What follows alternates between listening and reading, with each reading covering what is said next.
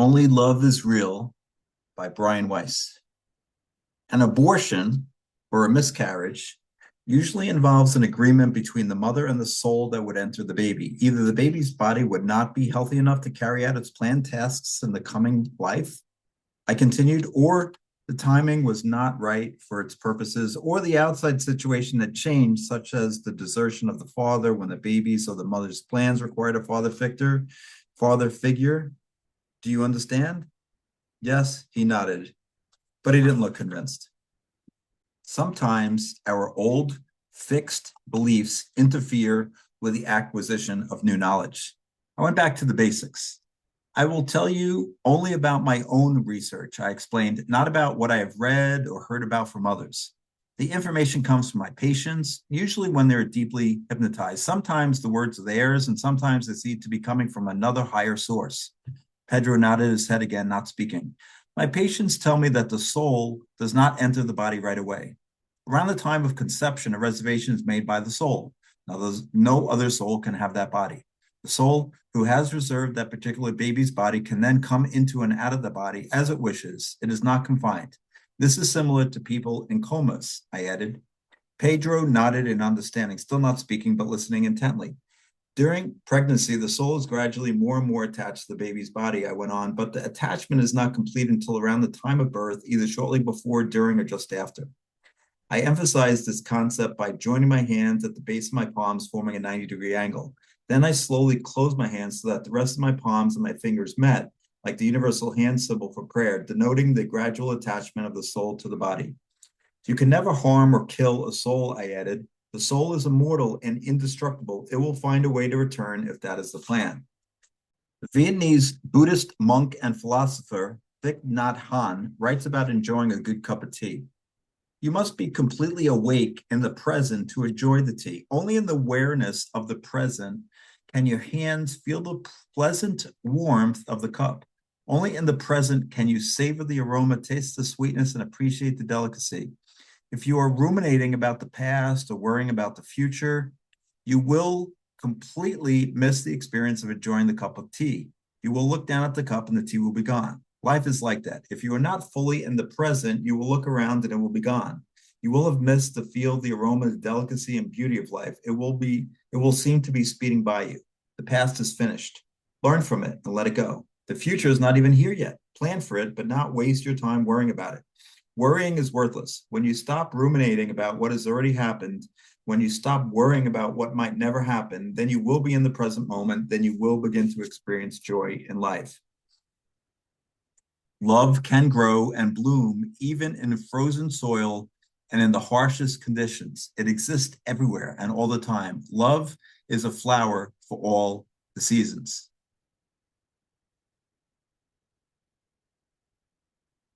A patient of mine, a Catholic attorney, had just finished recalling a European lifetime in the late Middle Ages. He remembered his death in that lifetime, a lifetime filled with greed, violence, and deceit. He was cognizant that some of these traits had persisted into his current life. Now, reclining in the soft leather chair in my office, he was aware of floating out of his body into that medieval lifetime. Suddenly, he found himself standing in a hell-like environment amidst fires and devils. This surprised me. Though I had encountered thousands of past lives, deaths in my patients, no one had ever had an experience with hell. Almost invariably, people found themselves drawn to an indescribable, beautiful light, a light that renews and re-energizes the spirit. But hell? I waited for something to happen, but he reported that nobody paid any attention to him. He was waiting too. Minutes passed. Finally, a spiritual figure whom he identified as Jesus appeared and walked over to him. This was the first being who even noticed him.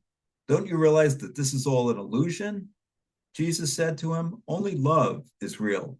And then the fires and the devils instantly disappeared, revealing the beautiful light that had been there unseen behind the illusion. Sometimes you get what you expect, but it may not be real.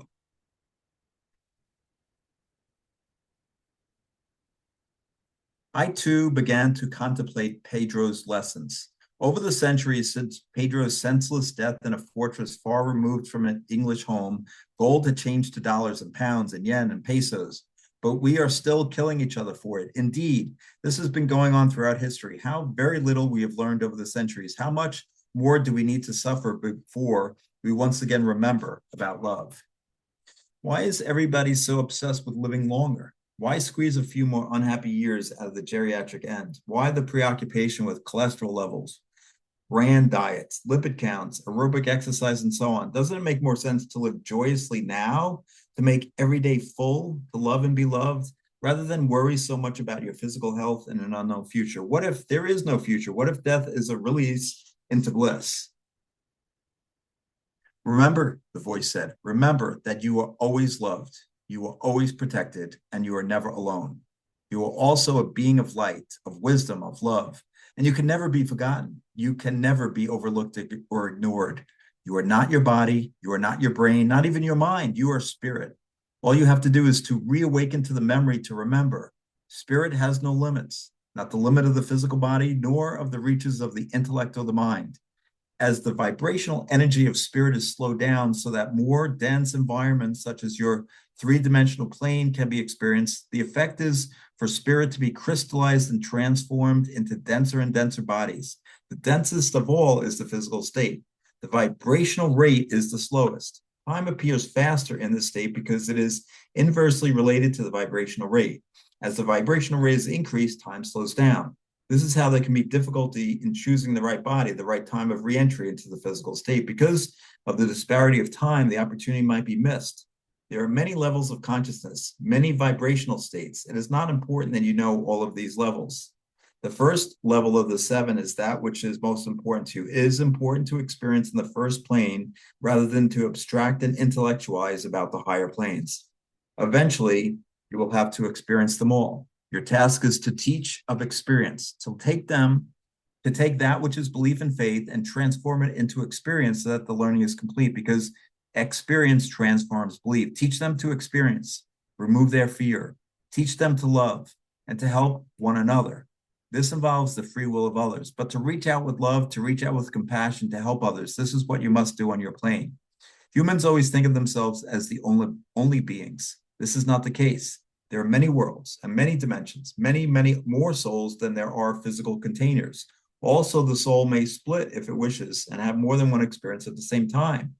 This is possible, but requires a level of development which is most have not achieved. Eventually, they will see that, like a pyramid, there is only one soul, and all experience is shared simultaneously.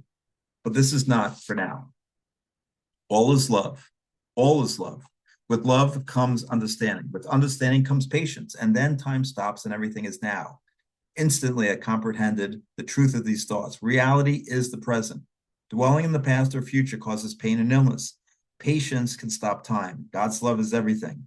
I could also immediately comprehend the healing power of these thoughts. I began to understand. Love is the ultimate answer. Love is not an abstraction, but an actual energy, a spectrum of energies which you can create and maintain in your being. Just be loving.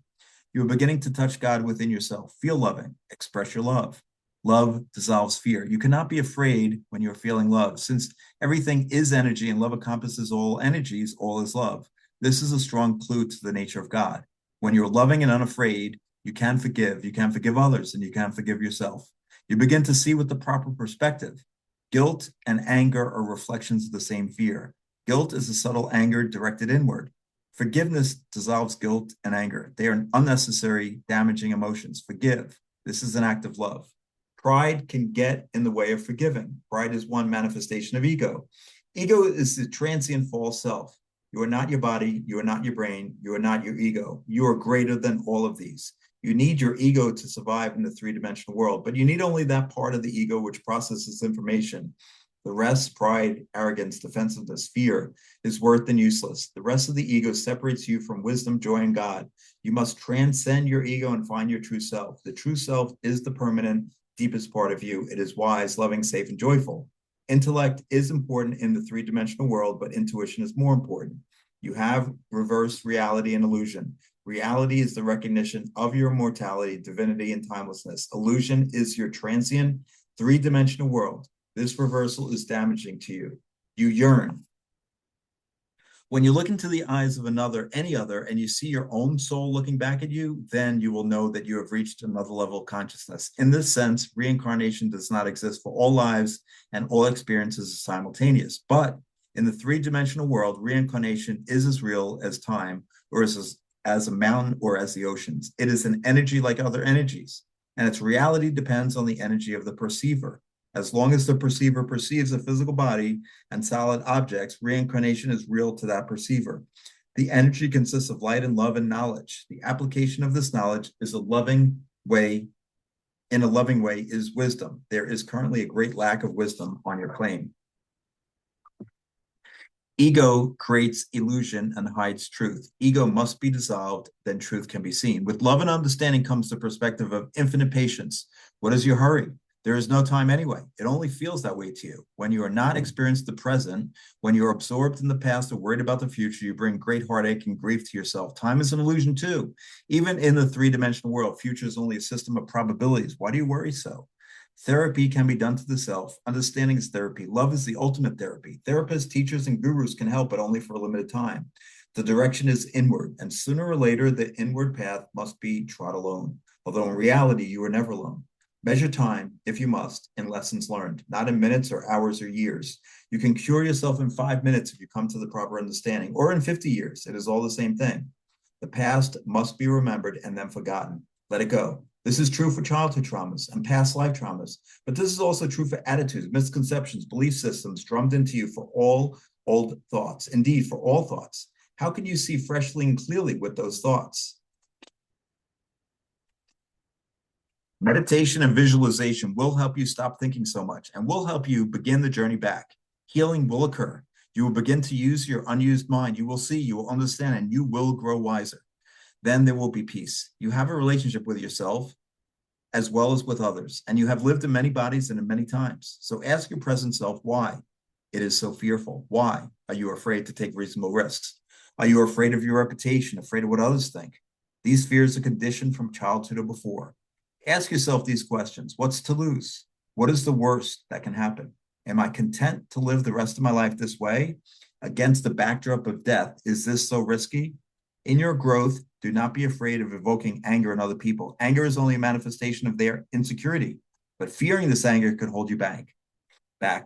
Anger would be merely stupid if it didn't create so much grief. Dissolve your own anger in love and forgiveness. Do not let depression or anxiety hold you back in your growth.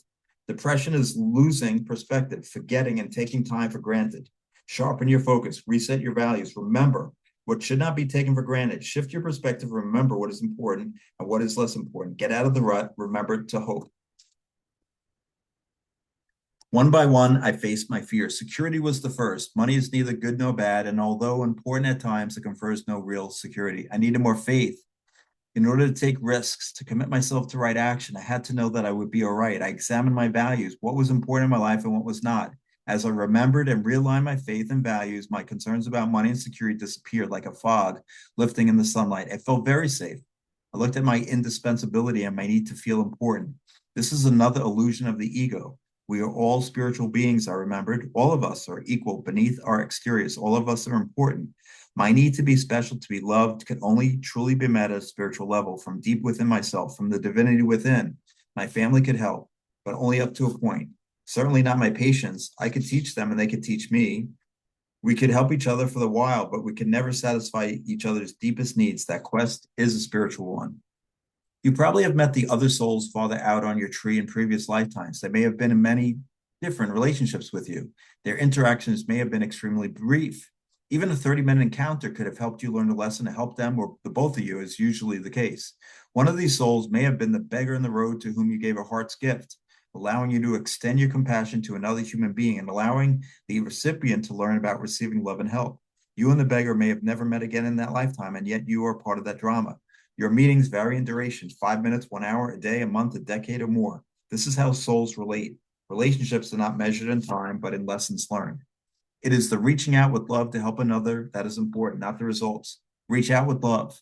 That is all you need to do. Love one another. The results of reaching out with love are not the results you look for. Results to the physical body. You must heal the hearts of men. Both physicians, Thomas and I, were being addressed, and we both listened rapidly as the message continued. The voice was more powerful, more sure, more didactic than Pedro's. I will teach you how to heal the hearts of men. You will understand. Love one another.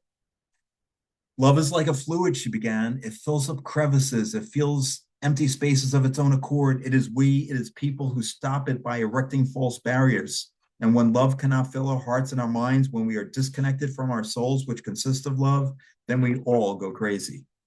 I turn back to Elizabeth. Look ahead in time. How does what you learned then affect you now? And how can this learning, how can this remembering help you in your current life to feel happier, more peaceful, more loving? I must learn to let go of anger, to not hold it in, to recognize it, recognize its roots, and let it go. I must feel free to love, to not hold back, and yet I still search. I haven't found someone to love completely unconditionally. There always seems to be a problem.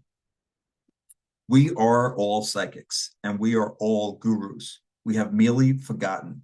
A patient asked me about Sai Baba, a great holy man in India. Is he an avatar, a divine incarnation, a descent of deity to earth in incarnate form?